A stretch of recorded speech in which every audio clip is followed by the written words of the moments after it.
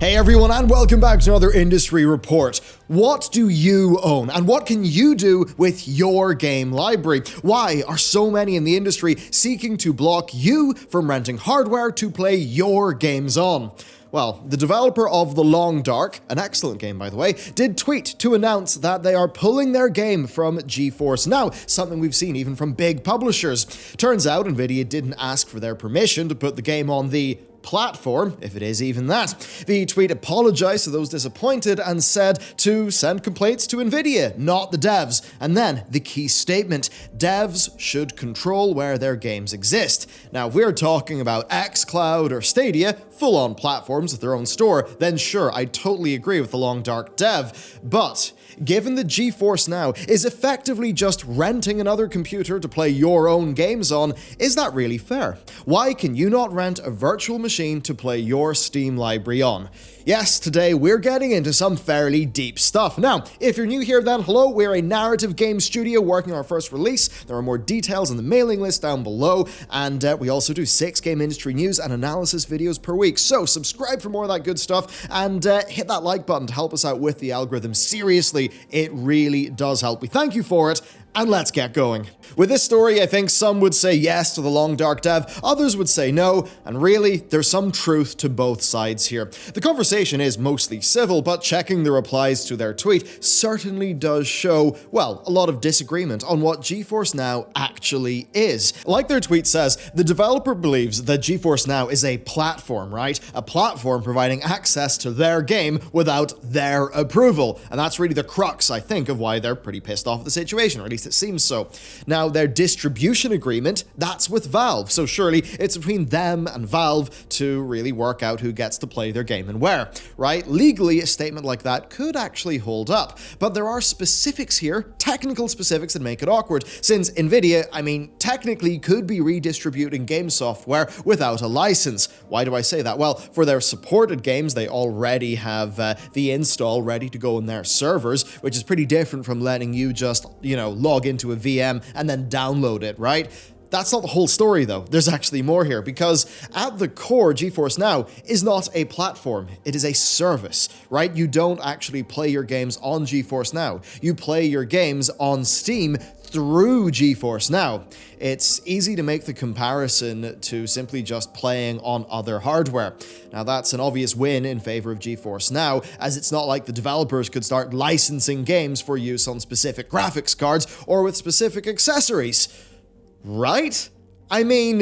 You'd think so, but with the current console gens the current gen starting that trend to the consoles being a lot more similar to custom-built PCs, well, some of those things are happening, right? They're still different platforms, yes, but the principle's not too far off, and that does mean that it's a muddy situation, with the lines actually getting more and more blurry as the generations go on, and I think that's especially with, say, Xbox's cross-platform vision. Fundamentally, though, I think most people are focused on the obvious comparisons here, things like net cafes, LAN centers, or other virtual machine rental services like Shadow, or just simply borrowing a friend's PC. That's all just playing, your Steam library somewhere else. I think some of the fears are reminiscent to, this is a fun little story, back in 2013 when info suggested in the Xbone, you would actually have to pay a small fee to unlock used games for another player. Now, retaliation to that from the community and then a flex from Sony put that idea in the bin, but it is just that kind of control of the game. So if we bring it back to this story, how could it be weird and confusing, right? Because GeForce Now's marketing is pretty clear on what it is.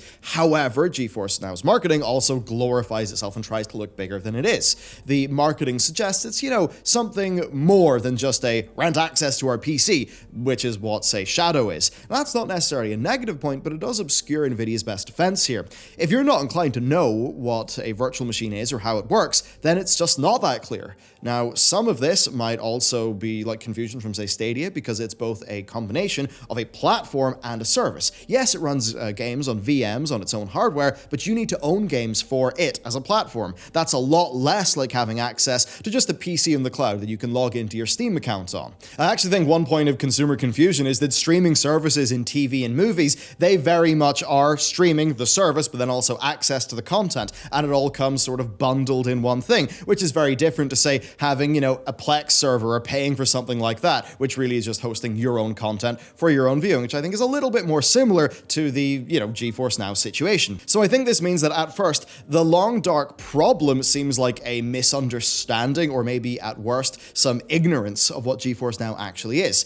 A compounding factor in this is that Nvidia actually did pull that game upon request, and then they offered a free graphics card as compensation. Now, this does mean that Nvidia are largely accepting that they're in the wrong here, or they're at least playing some ball in order to avoid trouble. They seem to agree. Developers should have control of where and how their games are actually playable, and of course for Nvidia, if they tank the relationships with devs, that's obviously not good.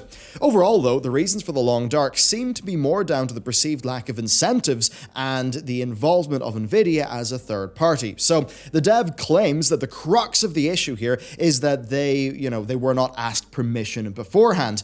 However, they also said that as it's their content, they determine where it lives and where it doesn't. They also said that Nvidia sell access to the service based on a library of content, right? And that kind of implies that the dev feels left out of that transaction because their game as a part of that library is a selling point for their service. Although I would come in with a counterpoint saying that more ways to play your game will mean happier customers and more sales. Surely. I mean, we've covered the positives before, so why would you pull out of a service like this that surely is just additive to your game?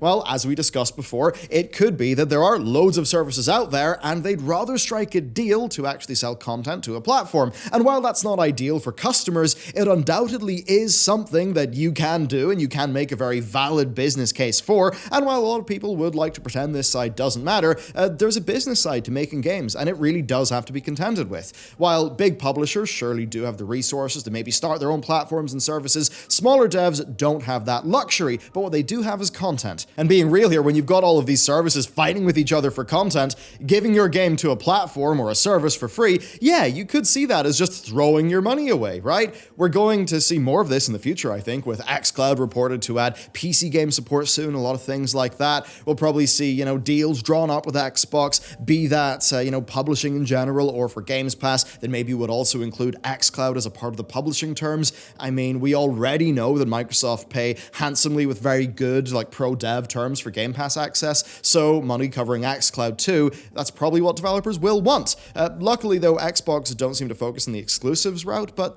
someone might there. Now, there are definitely negatives beyond just the finances for allowing your games on GeForce Now, if we're going to think from the long dark dev side. As we covered before, streaming is really not a great way to play games. I mean, it can be fine, yes, but it's always going to add some input lag, and streaming video over any connection, that's going to look worse than having the same footage rendered on your device locally. Playing a game on a streaming service is pretty much always going to be a suboptimal experience, even if it is better than maybe what an individual player has at home. Now, that could, say, have a negative impact on the perception of a game if it's widespread enough. Now, given that Cyberpunk 2077 is likely to be the first, I'd say, super major hit available on GeForce Now, it could potentially suffer from maybe some server issues on Nvidia's end. If they don't have measures in place, a fairly crowded launch of lots of people wanting to see what that game looks like on a, the highest end RTX card, that could maybe, just put some struggles for Nvidia. Maybe you'll get more input lag, maybe, lower bandwidth, something like that. And regardless of it being GeForce Now, that could ultimately color people's perception, right, of a game. It might be minor in this case, but the amount of customers who are interested in that product without adequate hardware to actually enjoy it, that can't be underestimated. So the possibility of, a bad network experience actually driving up negative perception for a game, that is completely something that's possible, and I think something to consider. I mean, for us as a studio, we right now are making a narrative RPG with no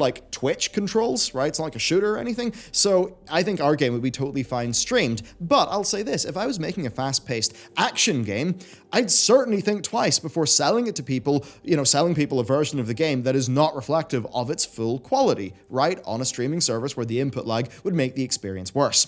Then I think the last thing to consider here is the developer's perspective and the notion of control. I think this is actually one of the more important things. I think the devs, especially smaller ones, are more likely to act to sort of existential threats than they are to just a little bit of lost profits. You know, as the world of digital distribution is getting more and more complex, we've got all these overlapping services that are competing with each other, developers are going to have a lot more to consider than simply just putting their game out on Steam or whatever other platform that they want to, okay? I think, it's daunting, right? It's changing from a more simple time where a lot more networking and biz dev is needed, and that's just going to get worse. I think it's fair for developers to act conservatively until the situation becomes clear to them, but it does also represent a major impasse in this case between devs and customers. Really, I think with this story, there's no two ways about it. I think customers are getting the short end of the stick. I think that sucks, and I think it further shows that streaming is becoming fractured before it's even fully kicked off as a thing in our industry.